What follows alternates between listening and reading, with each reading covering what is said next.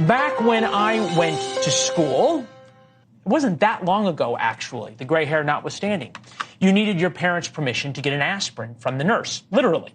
But times have changed, evidenced by one family in West Michigan that alleges their daughter's school helped transition them from a girl to a boy, not only without their consent, but without even telling them and keeping this information from the parents. When the student entered 8th grade, the school district began using male pronouns.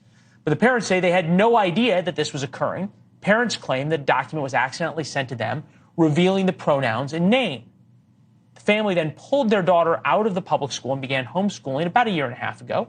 With us now, the parents who are suing their daughter's former school district, Dan and Jennifer Mead, along with their lawyer, Vincent Wagner. Thank you both. Jennifer, as I understand it, you were the one who figured this out. Had your child given you any indication that this was happening and that they were going by a different pronoun? Is it something that was clear that the school was conspiring with your daughter to keep from you? No, our daughter, she was having some academic issues at school. She was really struggling emotionally, and we were working with the school very closely to try and come up with a plan to help her. So we didn't have any idea from the school. They didn't disclose that they were hiding this information from us. Do you think they would encourage her, and either of you can answer this, do you think they were encouraging her to become a boy?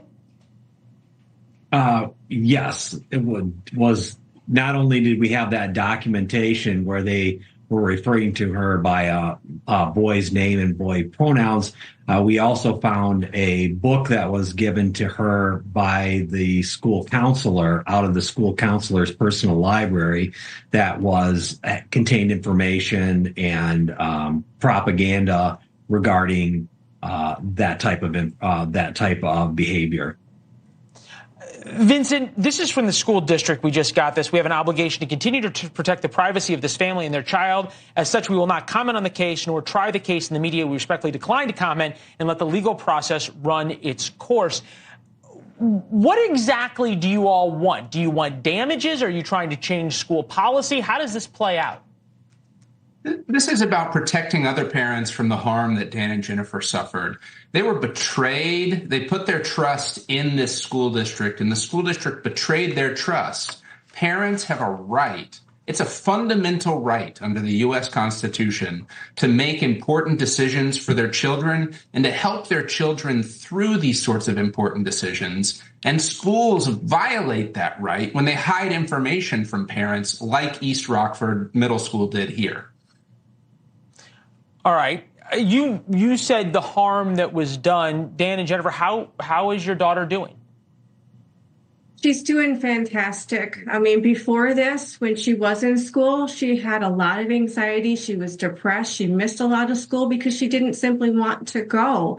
And now that we've brought her home, she is in a much better place. We are speaking truth to her. She is happy. We are healing.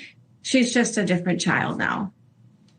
Vincent, we zoom out on this situation, and look, I can't imagine, I'm not a parent, what Dan and Jennifer went through, but to see your daughter have the troubles that she had and to feel it was put upon her by the school would be devastating.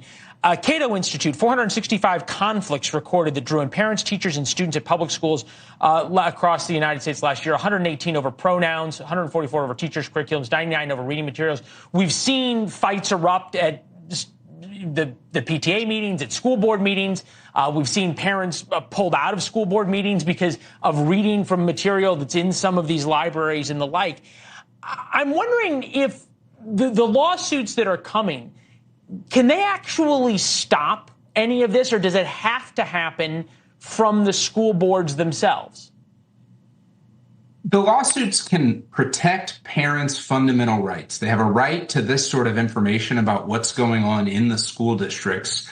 And I can speak from our experience. We've heard from parents all across the country, from coast to coast, that schools are hiding information from them and therefore violating their rights under the Constitution. So a lawsuit can vindicate those rights, but also parents should be engaged with their local school board, should know what's going on at the local level, be talking to the teachers, talking to administrators.